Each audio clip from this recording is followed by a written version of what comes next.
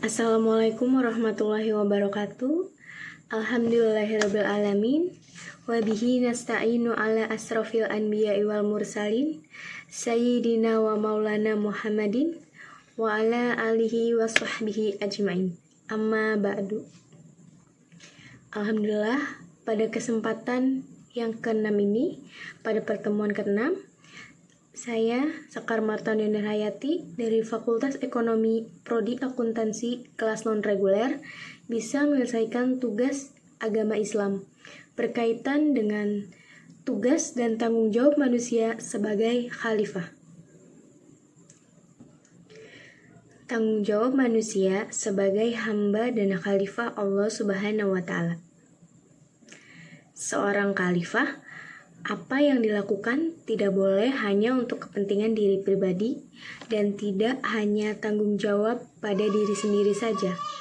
Oleh karena itu, semua yang dilakukan harus untuk bersama-sama umat manusia dan hamba Allah, serta pertanggungjawabannya pada 3 instansi, yaitu yang pertama, pertanggungjawaban kepada Allah Subhanahu wa Ta'ala, yang kedua, pertanggungjawaban kepada diri sendiri, dan yang ketiga, pertanggungjawaban kepada masyarakat.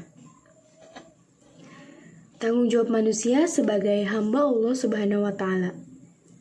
Makna yang esensial dari kata abad atau hamba adalah ketaatan, ketundukan, kepatuhan.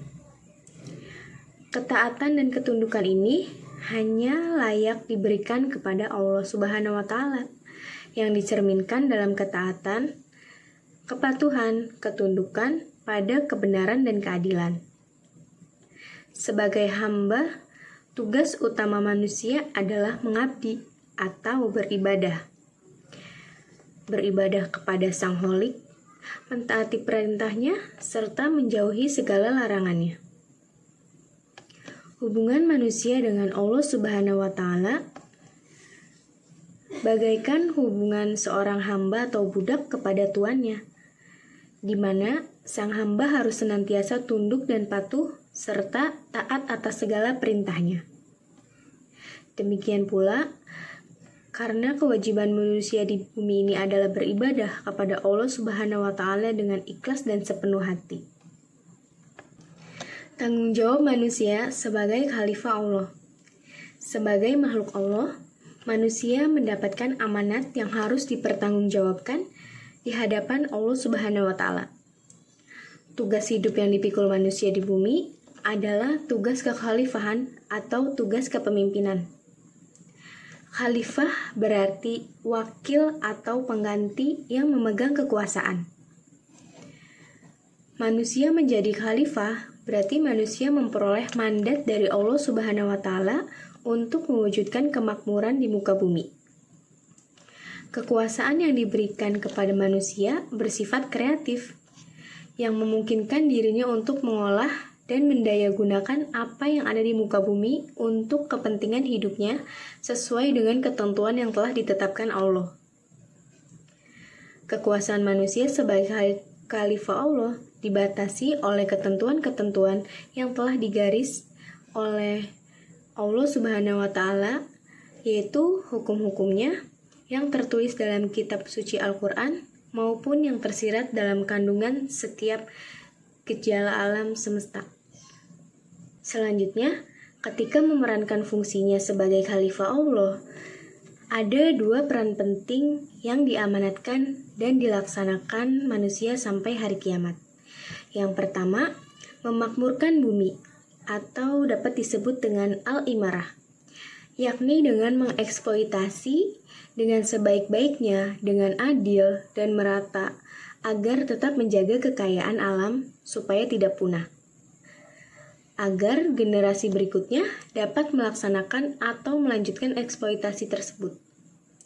Yang kedua, memelihara bumi dari upaya-upaya perusakan yang datang dari pihak manapun, atau dapat disebut dengan ar-ri'ayah.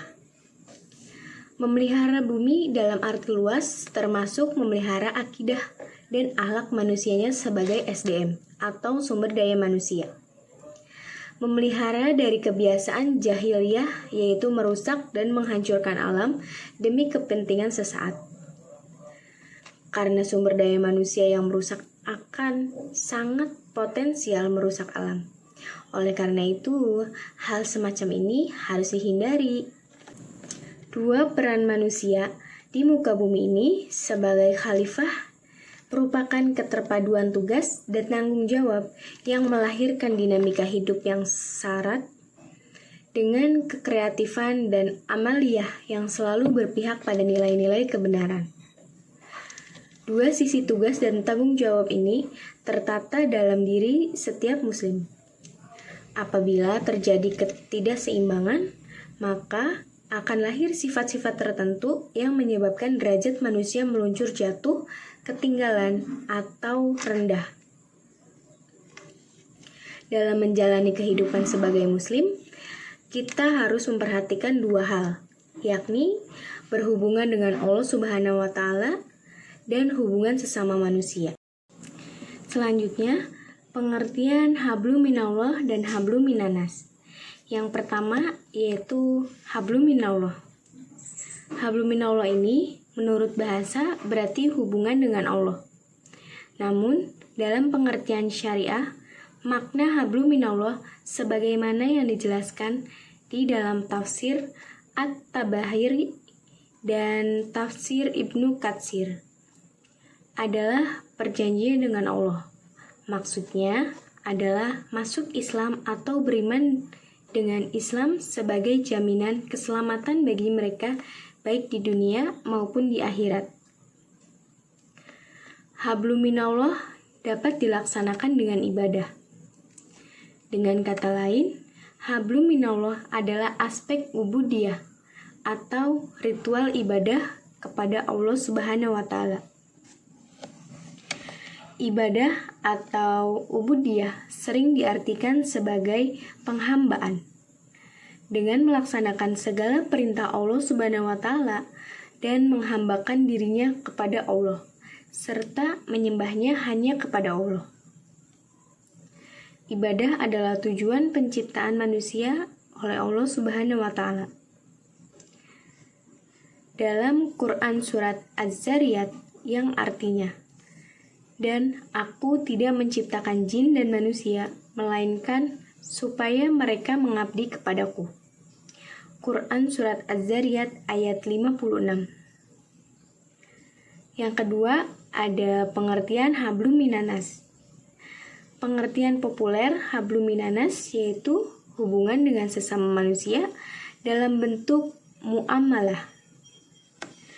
Dari segi bahasa, muamalah berasal dari kata amala, yang berarti perilaku atau tindakan terhadap orang lain. Jadi, muamalah adalah hubungan manusia dengan interaksi sosial termasuk masalah harta warisan dan jual beli. Muamalah mempunyai banyak cabang, di antaranya politik, ekonomi, dan sosial. Secara umum, muamalah mencangkup dua aspek, yakni aspek adabiyah dan madaniyah. Yang pertama adalah aspek adabiyah, yaitu kegiatan muamalah yang berhubungan dengan akhlak, seperti kejujuran, kesopanan, santun, dan lain sebagainya. Yang kedua, aspek madaniyah adalah aspek yang berhubungan dengan kebendaan, seperti halal haram.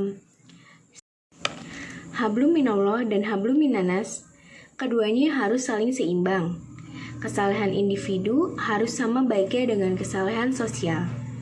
Jika rajin sholat, zakat, puasa, zikir, doa, atau berhubungan dengan Allah Subhanahu wa Ta'ala dengan baik, namun berhubungan sosial sesama manusianya buruk, maka bisa jadi orang itu bangkrut, baik di dunia maupun nanti di akhirat.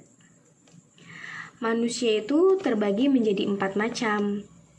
Yang pertama, orang yang beramal ritual dan tidak berdosa sosial, ia disebut orang yang beruntung. Yang kedua, orang yang tidak beramal ritual dan tidak pula berdosa sosial, ia disebut orang merugi. Yang ketiga, orang yang tidak beramal ritual tetapi beramal sosial, ia disebut orang yang tertipu.